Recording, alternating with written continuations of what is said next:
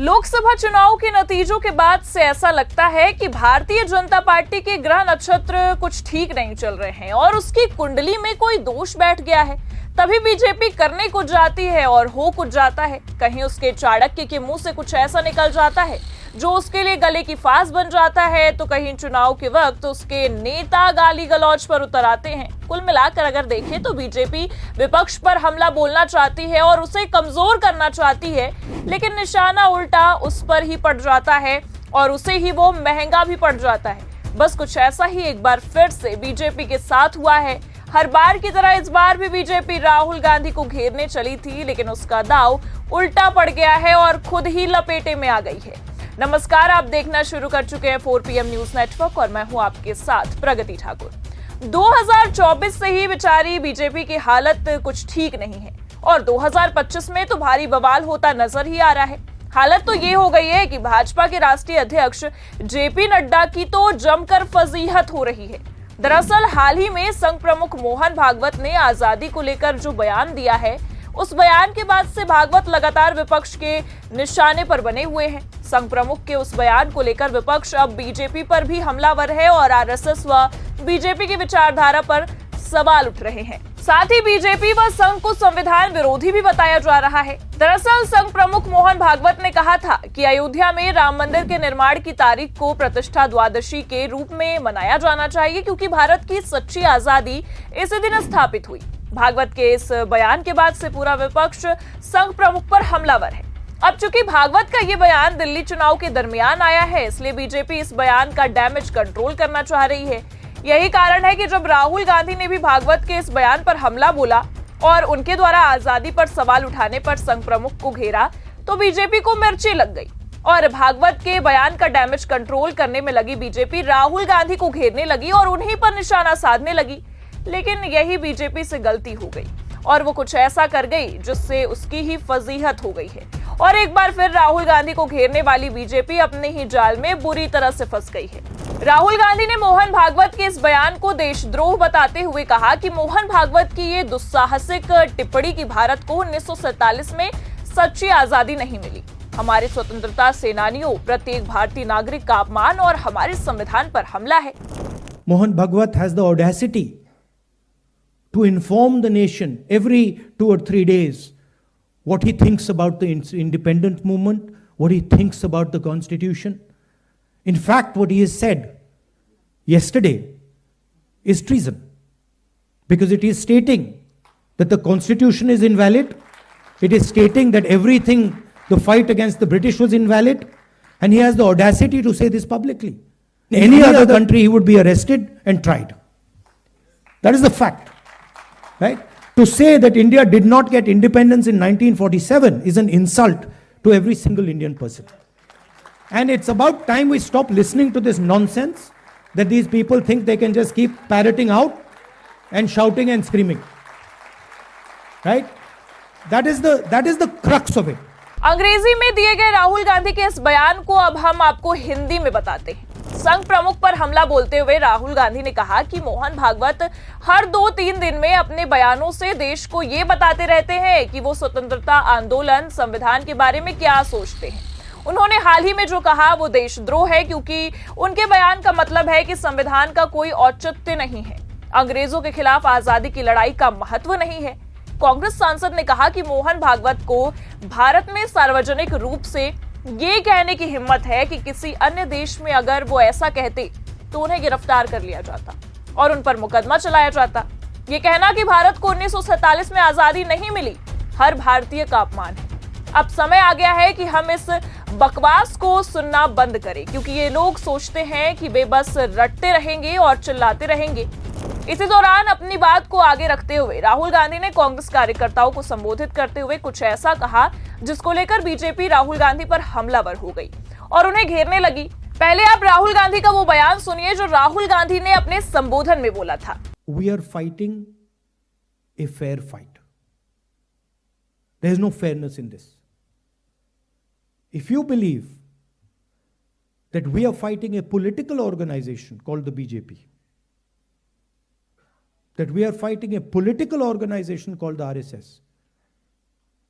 you have not understood what is going on. The BJP and the RSS have captured every single institution of our country. We are now fighting the BJP, the RSS and the Indian state itself.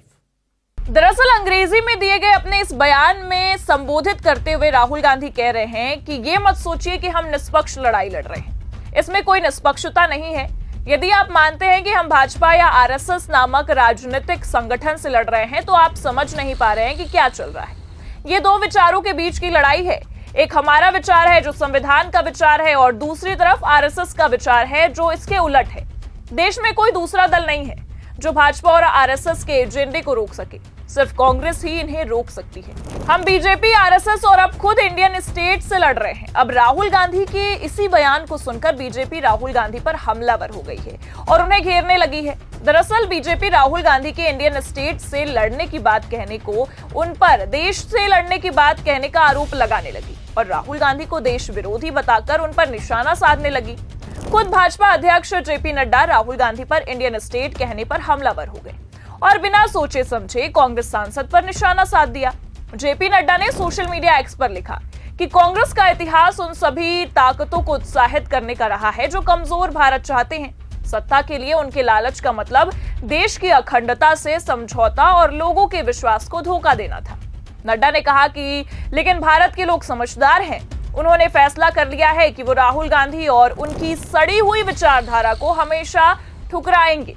अब कांग्रेस की घिनौनी सच्चाई किसी से छिपी नहीं है, अब उनके अपने नेता ने ही इसका पर्दाफाश कर दिया है। बीजेपी अध्यक्ष ने आगे कहा कि मैं राहुल गांधी की इस बात के लिए प्रशंसा करता हूं कि उन्होंने वो बात साफ साफ कही जो देश जानता है। ये कोई रहस्य नहीं है कि गांधी और उनके तंत्र का शहरी नक्सलियों के साथ गहरा संबंध है जो भारत को अपमानित और बदनाम करना चाहते हैं। जेपी नड्डा ने कहा कि उन्होंने जो कुछ भी किया या कहा वो भारत को तोड़ने और हमारे समाज को विभाजित करने की दिशा में है। तो देखा आपने किस तरह से बीजेपी राहुल गांधी पर हमलावर हो गई है और उनके इंडियन स्टेट कहने पर उनको भारत का विरोधी बताने लगी है। लेकिन राहुल गांधी पर हमला बोलने को हमेशा आतुर रहने वाली बीजेपी हमेशा की तरह एक बार फिर बड़ी गलती कर गई और राहुल गांधी के अंग्रेजी में दिए गए संबोधन का सही अर्थ ही नहीं निकाल पाई। नतीजा वो उनके बयान को समझे बिना ही उन पर हमलावर हो गई। बस फिर क्या था, कांग्रेस को मौका मिल गया और कांग्रेस प्रवक्ता सुप्रिया श्रीनेत ने बीजेपी पर निशाना साधते हुए उन्हें आईना तक दिखा दिया। सुप्रिया श्रीनेत ने राहुल गांधी के बयान का गलत मतलब निकालकर उन पर निशाना साधने पर बीजेपी को जमकर घेर दिया है और भाजपा के लोगों को मूर्ख तक कह डाला है। कांग्रेस प्रवक्ता सुप्रिया श्रीनेत ने राहुल गांधी के इंडियन स्टेट कहने पर संविधान के अनुच्छेद 12 का हवाला देते हुए बीजेपी पर निशाना साधा और ये कहा कि भाजपा के लोगों को ये पता होना चाहिए कि संविधान में इंडियन स्टेट शब्द सरकार के लिए इस्तेमाल किया गया है, ना कि देश के लिए। सुप्रिया श्रीनेत ने सोशल मीडिया साइट एक्स पर आर्टिकल 12 का एक स्क्रीनशॉट शेयर करते हुए लिखा कि मूर्ख भाजपाइयों, जरा सा गूगल कर लेते तो देश और स्टेट में अंतर पता चल जाता। स्टेट तुम्हारी निकम्मी सरकार है, तुम्हारी निरंकुश एजेंसियां हैं जो संघियों से भर चुकी है और 100% हमारी लड़ाई इनसे है जो हम पूरी शिद्दत से लड़ेंगे और जीतेंगे भी। अपने इस एक्स पोस्ट में सुप्रिया श्रीनेत ने आर्टिकल 12 को उल्लेखित करते हुए एक स्क्रीनशॉट भी डाला है। दरअसल भारत के संविधान का अनुच्छेद 12 कहता है कि जब तक संदर्भ में अन्यथा अपेक्षित ना हो, राज्य में भारत की सरकार और संसद और प्रत्येक राज्य की सरकार और विधानमंडल और भारत के क्षेत्र के भीतर या भारत की सरकार के नियंत्रण के तहत सभी स्थानीय या अन्य प्राधिकरण शामिल हैं। इसी बात को कांग्रेस प्रवक्ता सुप्रिया श्रीनेत ने अंग्रेजी में स्क्रीनशॉट देकर समझाया है। तो देखा आपने, राहुल गांधी पर हमला बोलने और हर मामले में उन्हें घेरने के लिए आतुर रहने वाली बीजेपी बिना कुछ देखे समझे और बिना कुछ जाने कैसे उन पर हमलावर हो गई है और उल्टा खुद मुंह की खा गई है। सबसे बड़ी बात है कि बीजेपी के राष्ट्रीय अध्यक्ष जेपी नड्डा खुद बिना कुछ जाने और संविधान का ज्ञान रखे राहुल गांधी पर हमलावर हो गए हैं और अपनी फजीहत करा डाली है। सुप्रिया श्रीनेत के इस हमले के बाद बीजेपी की जो फजीहत हुई है, साथ ही ये सवाल और भी पुख्ता हो गया है कि बीजेपी संविधान के बारे में ना जानती है और ना ही संविधान को पढ़ना चाहती है। यही कारण है कि बिना सोचे समझे और बिना संविधान के ज्ञान के ही बीजेपी बस राहुल गांधी का नाम आते ही उन पर हमलावर हो जाती है और उन्हें घेरने लगती है, फिर भले उसमें उन्हीं की फजीहत हो जाए। फिलहाल मोहन भागवत का बयान ऐसे वक्त पर आया है जब दिल्ली चुनाव सर पर है और बीजेपी पहले से ही अमित शाह के बाबा साहेब अंबेडकर को लेकर दिए गए बयान से बैकफुट पर है और विपक्ष के निशाने पर भी। ऐसे में अब संघ प्रमुख ने फिर से आजादी की बात करके विपक्ष को एक और मौका दे दिया है भाजपा को घेरने का, क्योंकि अब एक बार फिर विपक्ष बीजेपी और आरएसएस को संविधान विरोधी और आजादी का विरोधी बताकर घेर रही है। देखना यह है कि क्या दिल्ली चुनाव में भी बीजेपी को विपक्ष के इन हमलों का नुकसान होगा, जैसा कि लोकसभा चुनाव में देखने को मिला है। फिलहाल आपको क्या लगता है इस बयान को लेकर और इस खबर को लेकर? अपनी राय कमेंट करके जरूर बताएं। खबर कैसी लगी लाइक और शेयर जरूर करें। चैनल पर नए हैं तो सब्सक्राइब करना भी ना भूलें। देखते रहिए 4 PM न्यूज नेटवर्क। नमस्कार।